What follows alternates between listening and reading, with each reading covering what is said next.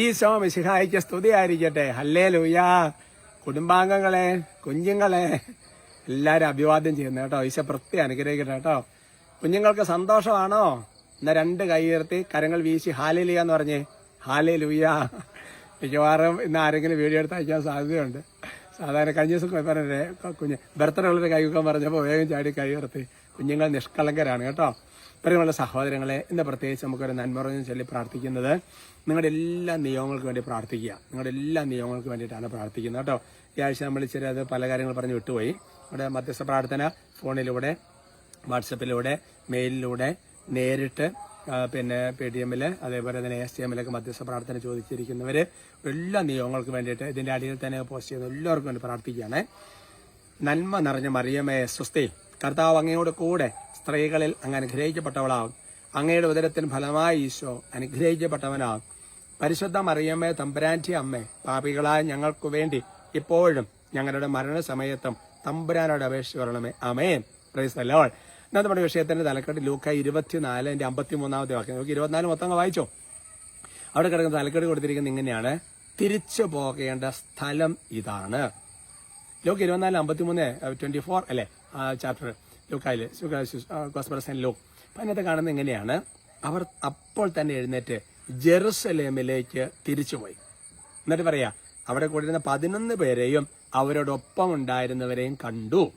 അതിനാണ് തലക്കെട്ട് കൊടുക്കുന്നത് തിരിച്ചു പോകേണ്ട സ്ഥലം എന്നാണ് അതിന്റെ തലക്കെട്ട് കൊടുത്തിരിക്കുന്നത്. എന്റെ പ്രിയപ്പെട്ട സഹോദരങ്ങളെ, ചിലപ്പോഴൊക്കെ നമ്മള് ജീവിതത്തിൽ വഴിവിട്ട വഴികളിലൂടെ പോയി, ചില തെറ്റിപ്പോയി, ചില അപകടങ്ങൾ ചെന്ന് ചാടി, ചില കെണികൾ ചെന്ന് ചാടി, ചില തകർച്ചകൾ ചെന്നു, ചില പാപത്ത് ചെന്ന് പെട്ടു. ഇനിയിപ്പോ എന്നാ ചെയ്യേണ്ടതെന്ന് അറിയത്തില്ല, എവിടെ തുടങ്ങണമെന്ന് അറിയത്തില്ല, എങ്ങോട്ട് പോകണമെന്ന് അറിയത്തില്ല, ആരോട് മിണ്ടണമെന്ന് അറിയത്തില്ല, ആരോട് പറഞ്ഞ പ്രശ്നമാവുമെന്ന് അറിയത്തില്ല. ഇങ്ങനെയൊക്കെ ഒരുപാട് ചിലപ്പോൾ ആൾക്കാർ കാണുമ്പോൾ പറയും, എൻ്റെ അച്ഛാ എന്നതാ ചെയ്യേണ്ടതെന്ന് അറിയത്തില്ല, അങ്ങനെ പറയുന്ന ആൾക്കാരുണ്ട്. ചിലപ്പോൾ നമ്മൾ അങ്ങനത്തെ ചില സാഹചര്യങ്ങൾ നമ്മൾ ചിലപ്പോൾ കടന്നു പോയിന്ന് വരാം. എന്റെ പ്രിയപ്പെട്ട സഹോദരൻ, ഒരു കാര്യം ഞാൻ ഉറപ്പായിട്ട് പറയുകയാണ്, ഇവിടെ ശിഷ്യന്മാർക്കും പറ്റി. കാരണം ഉത്ഥാനത്തിന് സംഗതി ഈശോയുടെ കുരിശുമരണം കഴിഞ്ഞ് കഴിഞ്ഞപ്പോൾ സംഗതി ഒരു ലെവലും ഇല്ലാതെ പോയിക്കൊണ്ടിരിക്കുകയാണ്.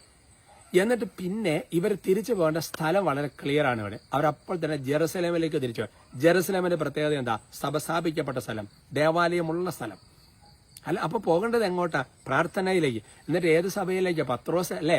അല്ലാന്നുണ്ടെങ്കിൽ അവിടെ ശിഷ്യന്മാരുള്ള അല്ലെങ്കിൽ പരിശുദ്ധ അമ്മയുള്ള ആ സഭയിലേക്ക് തിരിച്ചു ചെല്ലുകയാണ്. ആ സഭയിലേക്ക് തിരിച്ചു ചെന്നിട്ട് പിന്നെയാണ് പതുക്കെ സമസ്ത മേഖലകളിൽ കയറി അങ്ങോട്ട് വരുന്നത്. അതുകൊണ്ട് എന്റെ സഹോദരങ്ങളെ, നിങ്ങൾക്ക് എങ്ങോട്ട് പോകണമെന്ന തരത്തിൽ നിശ്ചയമില്ല, തീരുമാനം എടുക്കാൻ പറ്റുന്നില്ല, നിങ്ങൾ വിഷമിക്കരുത്. നിങ്ങൾ എന്നറിയോ, അടുത്തുള്ള ദേവാലയത്തിലേക്ക് പോവാം, ദിവ്യകാരൻ ആരാധന നടക്കുന്ന സ്ഥലത്ത് ചെല്ലുക. എന്നിട്ട് വരുന്ന കുറേ നേരം അങ്ങോട്ട് ആദ്യം അവിടേക്ക് അങ്ങ് ചെല്ല്. അവിടെ ചെന്ന് കഴിയുമ്പോൾ ബാക്കി എല്ലാ വഴികളും പതുക്കെ ദൈവം അങ്ങോട്ട് ഓപ്പൺ ചെയ്ത് ദൈവം ക്രമീകരിച്ചു തരും. ഇതൊരു യാഥാർത്ഥ്യമാണ്. വിശുദ്ധ ഫൗസ്തീനയുടെ ഫൗസ്തീനയ്ക്ക് എങ്ങോട്ട് പോകണമെന്ന് അറിയത്തില്ല. ഒരു നൃത്തം ചെയ്യുന്ന സ്ഥലത്ത് നിന്ന് ഇറങ്ങി ഒരു പോക്കുണ്ട്. അതിനുശേഷം അടുത്തുള്ള ദേവാലയത്തിൽ ചെന്ന് നോക്കാം, ഇന്ന സ്ഥലത്തേക്ക് പോവോ, കറക്റ്റാണ്. അവിടെ ചെന്നപ്പോൾ അവിടുത്തെ ദേവാലയത്തിൽ ചെന്നോ, അവിടുന്ന് കേൾക്കുകയാണ് അടുത്ത സ്ഥലത്തേക്ക് പോകാൻ. ഇത്ര മനോഹരമായിട്ട് ദൈവം നയിക്കുന്നത്. അതുകൊണ്ട് പള്ളി പോകാൻ എന്തെങ്കിലും അങ്ങനെ പറ്റിയില്ലെങ്കിൽ പോലും ദൈവൈക്യത്തിലേക്കും പ്രാർത്ഥനയിലേക്കും വചനത്തിലേക്കും വരിക എന്നുള്ളതാണ്. ശരിക്കും പറഞ്ഞാൽ അപ്പം തന്നെ കർത്താവ് ഓട്ടോമാറ്റിക്കായിട്ട് വഴികൾ തുറക്കും കേട്ടോ. അപ്പൊ എങ്ങോട്ടാ പോകേണ്ടതെന്ന് അറിയാൻ തീരുമാനമായല്ലോ. നമ്മൾ ചിന്തിക്കുന്ന അറിയാം, ഇതിന്റെ അപ്പുറത്തെ ഇതിന് ശേഷം എങ്ങോട്ടാ പോകേണ്ടതെന്ന് ആദ്യം ആലോചിക്കും. അത് ആലോചിച്ചിട്ട് കാര്യമില്ല. ആദ്യം പോകേണ്ട സ്ഥലം ഇത്. ഇവിടെ ചെന്ന് കഴിയുമ്പോൾ അടുത്തത് പറയും. അങ്ങനെയാണ് ഫൗസ്തീനയുടെ പേര്. അവിടെ ചെന്ന് കഴിയുമ്പോൾ അടുത്തത് പറയും. അപ്പൊ അതാണ് പൗലോസ്ലീഹാനെ കുതിരപ്പുറം തള്ളി താഴെ നീ അവിടെ ചെല്ലുമ്പോൾ ബാക്കി പറയും. ഇതാണ് അതിന്റെ റൂട്ട്. പക്ഷെ പ്രത്യേകം അനുഗ്രഹിക്കണം കേട്ടോ. ധൈര്യമായിരിക്കണം, പുറകോട്ട് പോകരുത് കേട്ടോ, മുമ്പോട്ട് തന്നെ പോകണം. കർത്താവ് അനുഗ്രഹിക്കും, കൂടെയുണ്ട്. സ്തുതിക്കാവോ?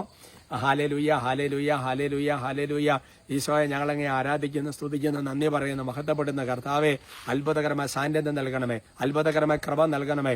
എല്ലാ തരത്തിലും കർത്താവെ സ്തുതിക്കാനും പ്രാർത്ഥിക്കാനും പറ്റാതിരിക്കുന്നവർക്ക് ഞങ്ങളിപ്പോൾ സ്തുതിക്കുകയാണ്. കർത്താവായ ദൈവമേ, പ്രാർത്ഥിക്കാൻ സാധിക്കാത്തവർക്കാണ് ഞങ്ങൾ പ്രാർത്ഥിക്കുകയാണ്. കർത്താവായ ദൈവമേ, വലിയ കൃപ കൊണ്ട് നിറയ്ക്കണമേ. എന്റെ ഈശോയെ ഞങ്ങളങ്ങനെ ശരണപ്പെടുന്ന കർത്താവെ, ഈശോ എന്ന് നാം ഉച്ചരിക്കുമ്പോൾ പറയുന്ന എല്ലാ തരത്തിലുള്ള കാര്യങ്ങളും അത് സംഭവം ഞങ്ങൾ കാണുകയാണ്. കർത്താവ് യേശു എന്ന നാമത്തിനും എല്ലാ മുട്ടുകളും മടങ്ങും ഞങ്ങൾ വിശ്വസിക്കുകയാണ്. കർത്താവേ, അവിടുന്ന് മഹോന്നതനാണ്, അവിടുന്ന് പരിശുദ്ധനാണ്, യേശു കർത്താവാണ്, ഞങ്ങൾ ഏറ്റുപറയുന്ന കർത്താവേ. അവിടുന്ന് ആയിരുന്നവനാണ്, ആയിരിക്കുന്നവനാണ്, വരാനിരിക്കുന്നവനാണ്, സർവ്വശക്തനാണ്, അവിടുന്ന് പരിശുദ്ധനാണ്, അവിടുന്ന് ബലവാനാണ്, അവിടുന്ന് അമർത്യനാണ്. ഞങ്ങളങ്ങനെ സ്തുതിക്കുന്നു. ഓ കർത്താവായ ദൈവമേ, ഇപ്പോൾ കുടുംബങ്ങളെ വ്യക്തികളെ ആശീർവദിക്കുകയാണ്. എന്റെ ദൈവമേ, കർത്താവ് ഇവരുടെ വിശ്വാസത്തെ അവിടുന്ന് കാണണമേ. ഇവരുടെ കണ്ണുകളിൽ ഒഴുകിയിറങ്ങുന്ന കണ്ണുനീര് അവിടുന്ന് കാണണമേ കർത്താവേ. ദൈവമേ, ഇവരെ അന്തരാത്മാവിലുള്ള വേദന അവിടുന്ന് കാണണമേ. ഇവരെ ഞെരുക്കുന്നവരെ അവിടുന്ന് നോക്കണമേ. ഇവരെ തടസ്സപ്പെടുന്നവരെ അവിടുന്ന് ശാസിക്കണമേ. കർത്താവെ, ഞങ്ങൾക്ക് അങ്ങല്ലാതെ വേറെ ആരുമില്ല. അങ്ങനെ മാത്രം ശരണപ്പെട്ട് ആശീർവദിക്കുകയാണ്. കർത്താവെ, ദൈവം ഈ പ്രാർത്ഥനാ സമയത്ത് അവിടുന്ന് കരം നീട്ടണമേ കർത്താവെ. പുരോഗതിനെ ആശീർവദിക്കുമ്പോൾ സ്വർഗത്തിൽ നിന്ന് അവിടുന്ന് ആശീർവദിക്കുമെന്ന വചനത്തിൽ ശരണപ്പെട്ട് ആശീർവദിക്കുകയാണ്.